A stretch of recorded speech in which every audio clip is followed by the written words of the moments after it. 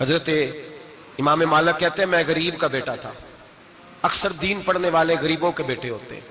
امیروں کے بچے F S C پڑھتے ہیں، بی ایس سی پڑھتے ہیں، ٹیکنالوجی پڑھتے ہیں۔ غریبوں کے بچے دین پڑھتے ہیں اور پھر امیروں کو ممبریاں ملتی ہیں، غریبوں کے بچوں کو اللہ ممبر عطا فرماتا ہے، مصلی رسول اللہ دیتا ہے۔ حضرت سیدنا امام ابو مالک فرماتے ہیں میں غریب کا بیٹا تھا اور میری 6-7 بہنیں، میں اکیلا بھائی تھا۔ آپ فرماتے ہیں میرے ابا جی فوت ہو گئے۔ میری امی پکڑ کے مجھے ایک دھوبی کی دکان پہ لے گئی، کہنے لگی اسے کپڑے دھونے کا طریقہ بتا دے، سلیقہ سمجھا دے، یہ بھی ایک چھوٹی سی لانڈری کی دکان کھول لے گا، میری بیٹیوں کا پیٹ پالے گا۔ دھوبی کہنے لگا ٹھیک ہے، میں 2-3 درہم بھی دوں گا مہینے کے، اور جب کام سیکھ جائے گا تو تنخواہ بڑھ جائے گی۔ امام ابو مالک رحمت اللہ علیہ فرماتے ہیں میں بہنوں کے لیے روزی کمانے نکلا، میں بیوہ ماں کے سر پہ بوجھ اتارنے کے لیے نکلا، میں غربت کے عالم میں نکلا۔ رستے میں امام اعظم کا مدرسہ تھا، فرماتے میں وہاں چمکتے چہرے دیکھتا، لیکن اپنی غربت کو دیکھ کے میں آگے بڑھ جاتا، پریشان ہوتا کہ میں کیسے علم حاصل کروں گا۔ آپ فرماتے ہیں امام صاحب مجھے اکثر دیکھتے، ایک دن امام اعظم باہر نکلے، مجھے کھڑے ہوئے دیکھا تو قریب بلایا، سینے سے لگایا، ماتھا چوما، کیا نام ہے؟ میں نے کہا ابو مالک میرا نام ہے۔ کہا تمہیں پڑھنے کا شوق ہے؟ کہا بڑا شوق ہے۔ کہنے لگے چل آ جا پڑھا کر، آ جا مدرسے میں پڑھا کر۔ کہتے میں سارا دن وہاں پڑھتا، گھر سے کام کرنے آتا، سارا دن امام اعظم کے پاس پڑھتا رہتا۔ مہینہ آیا تو میری اماں کہنے لگی تنخواہ لاؤ۔ میں نے کہا امی جی تنخواہ تو وہ دے گا جو ڈیوٹی پہ جاتا ہو، میں تو پڑھنے جاتا ہوں۔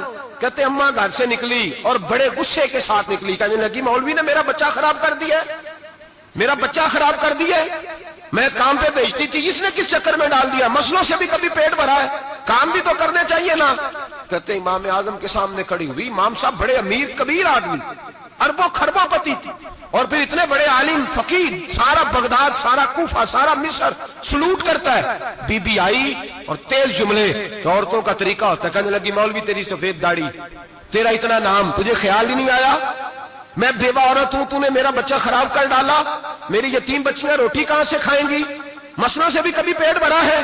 کہتی اتنے سخت جملے کہے پر قربان جاؤ امام اعظم سنتے رہے اور مسکراتے رہے۔ کہنے لگے میری غلطی ہے، میری غلطی ہے، میری غلطی ہے، بی بی بھول گیا تھا، غلطی ہو گئی۔ بی بی کہتے تیری امام صاحب سنتے رہے، جب غصہ اتر گیا تو کہنے لگے اماں تیرا غصہ اتر گیا ہے؟ اتر گیا ہے۔ کہنے لگے تیرا بیٹا بڑا نیک ہے، تیرا بیٹا بڑا لائق ہے، تو اسے پڑھنے دے۔ کہنے لگے چپ کر بے مولوی، یہ پڑھے گا تو میں روٹی کہاں سے کھاؤں گی۔ امام صاحب کہنے لگے مجھے بتائے گی تیرے گھر کا خرچہ کتنا ہے؟ اس نے ایک لفظ تو ہے 3 دینار کا، ایک روایت ایسی بھی لکھی ہے بزرگوں نے، کہنے لگی 40 درہم ہے، اور اماں کہتی میں نے جان بوجھ کے زیادہ بتائے، حالانکہ میں کناب کا خرچہ کرتی تھی، لیکن جب کھلا ڈولا کرے تو وہ والا خرچہ بتایا۔ میں نے کہا 40 درہم خرچہ ہے، تو دے گا؟ تو کہتے امام اعظم کہنے لگے اماں تجھے لینے نہیں آنا پڑے گا، پہلی سے پہلے تیرے گھر میں پہنچ جایا کریں گے، یکم سے پہلے آئیں گے۔ او بھائیو کہاں استاد ملتے ہیں، کہاں استاد ملتے ہیں، کہاں وہ لوگ ملتے ہیں جو دعائیں مانگتے، التجائے کرتے، پیار کرتے۔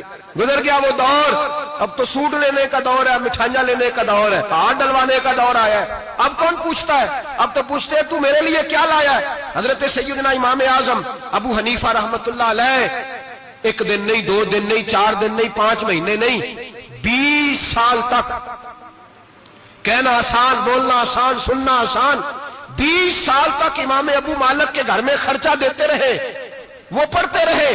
اماں کہنے لگی تو میرے بیٹے کو لگا تو لیا ہے تو پڑھ کے بنے گا کیا؟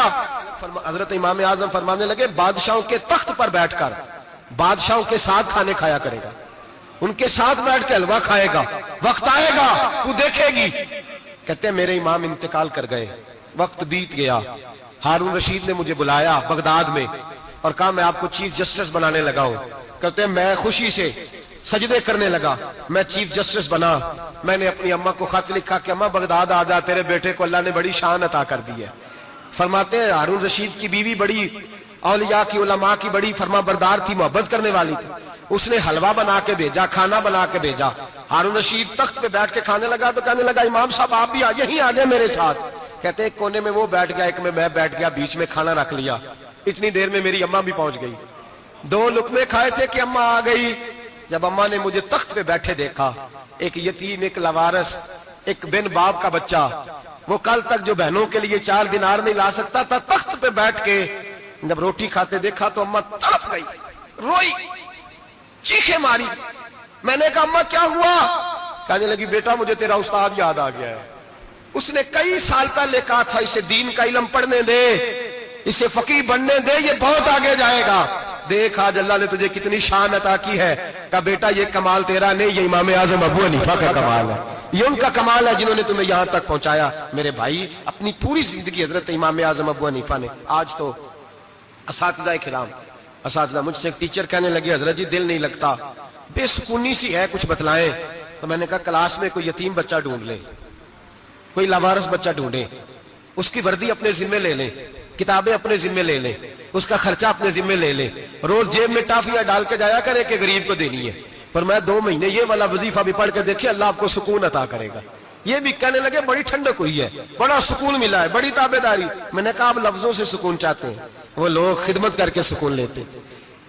کوفے کا ایک امیر آدمی تھا، پھر غریب ہو گیا، غریب، غربت بڑی پریشان